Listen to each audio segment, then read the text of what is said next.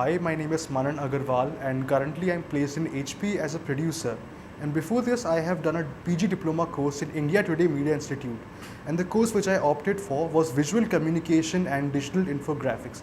Now, in this course, we were given an opportunity to master ourselves in various technicalities like editing, camera, graphics, production control room, and many others. But the best part that I personally loved about this program was that it did not limit itself to technicalities but also went one step ahead.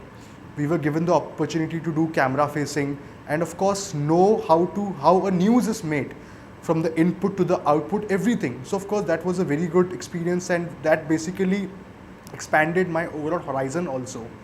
And after that, we also got the opportunity to work with India Today for 6 months internship. And there we were placed in different fields. 1 month editing, 1 month graphics, 1 month multimedia. And there we really polished ourselves. We were completely told that we should go in the field, make mistakes, learn from them and get educated. That was the main motto of the internship. And that to some extent, we really succeeded in it. And after that, whatever job opportunities I've got or I've cracked any interviews, it was because of ITMI.